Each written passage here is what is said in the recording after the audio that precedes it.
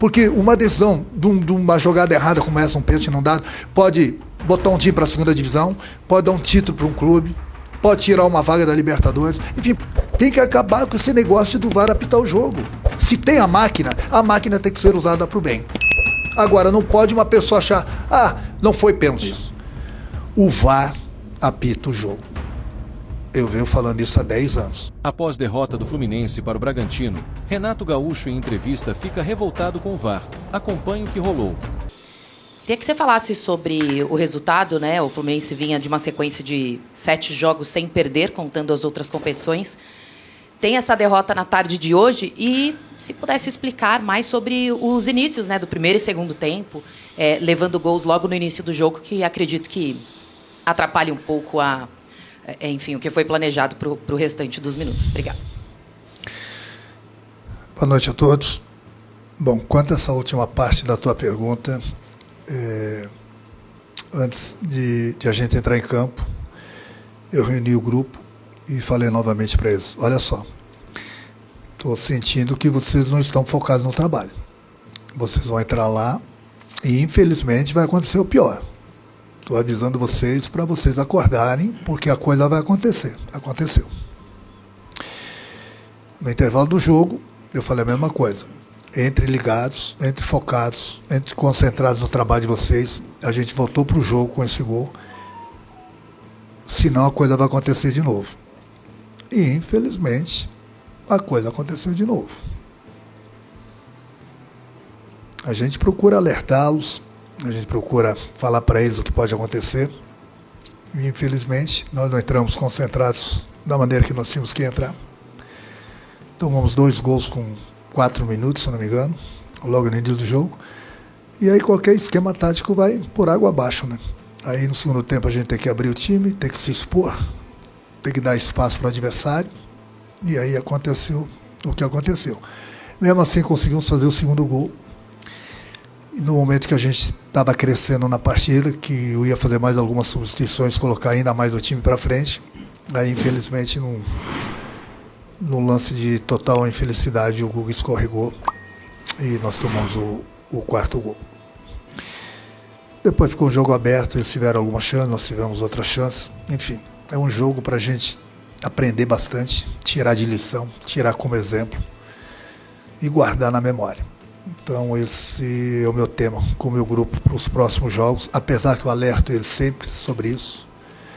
Mas, mais do que nunca, infelizmente, nós tivemos os exemplos hoje, falhamos bastante, tomamos 4 gols, pagamos pelos nossos próprios erros, não tirando os méritos do Bragantino, mas, infelizmente, nós facilitamos muito a vida deles.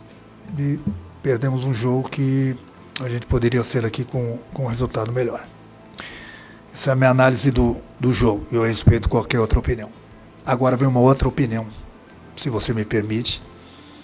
2-1 para o Bragantino, o último lance do primeiro tempo, nós tivemos um pênalti.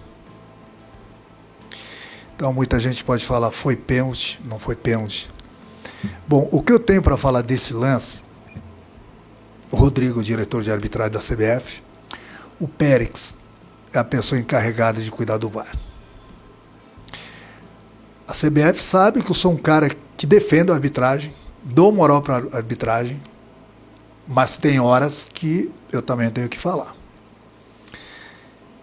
Uma pessoa, no caso, a pessoa do VAR, não é só no nosso jogo, isso é para o bem do futebol brasileiro. Não é só no nosso jogo que aconteceu hoje. Não pode, de maneira alguma, não pode. E nós temos exemplos disso no Brasil, inclusive. Não pode uma pessoa só tomar uma decisão. O que eu quero falar com isso? O VAR apita o jogo. Eu venho falando isso há 10 anos. O VAR apita o jogo. O VAR não pode apitar o jogo sozinho. Uma pessoa do VAR não pode decidir o que é certo e o que é errado dentro do campo. O árbitro é o dono do jogo. E muitos árbitros falam, eu que mando o jogo. Ele está certo, ele que manda o jogo. Então, mais uma vez, eu vou dar um conselho para as pessoas da CBF. Manda o VAR quando ele tiver numa indecisão, e uma indecisão ele tinha hoje, pode ter certeza, porque aquilo é pênalti. Porque no momento que o Facundo tenta dar o chapéu, tenta dar o drible nele, ele está com o braço aberto. Quando a bola pega no braço dele, ele joga o braço para trás. Bom, para quem jogou futebol, tapar os olhos e ver que foi pênalti. Mas aí tem pessoas no VAR que nunca jogaram futebol. Tem pessoas no VAR que acham que é aquilo e decidem. E um lance desse, que é pênalti e não é dado, não estou falando que a gente iria fazer o gol no pênalti, mas nós teríamos grande possibilidade de acabar o primeiro tempo com o jogo empatado. Então o que eu quero falar para a CBF? Eu falo isso há 10 anos. Um lance desse, o VAR não pode decidir sozinho. Ele tem que chamar o árbitro. Ele tem que ter a segunda opinião. Não é porque o VAR chama o árbitro que o árbitro vai mudar de opinião, porque muitas vezes o árbitro não está vendo o lance direito. O VAR está aí para isso. Chama o árbitro, converse, troque ideias. Olha, eu acho isso, o que você acha? São duas pessoas no mínimo que tomam uma decisão. Porque uma decisão de uma jogada errada, como essa, um pênalti não dado, pode botar um time para a segunda divisão, pode dar um título para um clube, pode tirar uma vaga da Libertadores, enfim, pode acontecer um milhão de coisas. Não pode uma pessoa tomar uma decisão, porque ela vai prejudicar A, B ou C. Tem que acabar com esse negócio do VAR apitar o jogo.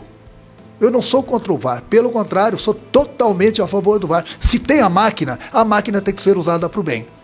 Agora, não pode uma pessoa achar, não foi pênalti. Ou foi pênalti. Faz o seguinte, chama o árbitro nesses lances, chama o árbitro, discute com o árbitro, conversa com o árbitro. Não é porque ele chamou o árbitro que o árbitro tem que mudar a opinião dele. Então tem que acabar com isso no Brasil. Há 10 anos, 8 anos que eu venho falando que o VAR tem que parar de apitar o jogo sozinho. Tem que parar. E a gente está vendo os erros infantis que o VAR tem cometido no jogo. Não é só no jogo do Fluminense, não. Em vários jogos eu vejo. Por quê? Porque uma pessoa só toma a decisão. E no momento que uma pessoa só no Brasil toma a decisão, bom, a gente vê o que acontece, né? A gente tem visto. Cara, achei o Fluminense hoje um Fluminense sonolento, sabe? O Bragantino vinha de 7 derrotas seguidas, sei lá. O Bragantino entrou pro jogo da vida. É aquilo que eu falo, né? O Bragantino, quando joga em casa, é um Bragantino muito intenso. Molecada, apesar de tantos desfalques, é um time muito bem treinado, bons atletas, bons jogadores, jovens, né? Então, assim, o time não pode entrar desligado. Resumindo, né, assim, o time não pode entrar desligado. Ele entrou desligado, tomou 2 gols, tentou reagir, no segundo tempo tomou gol no início novamente. Assim, acabou tomando 4 gols de bobeira, de fato. Não tem que tirar o mérito do Bragantino. Parabéns ao Bragantino, que fez um ótimo jogo, intenso, como se esperava, jogando dentro de casa. Mas a sonolência do Fluminense hoje fez o Fluminense pagar caro.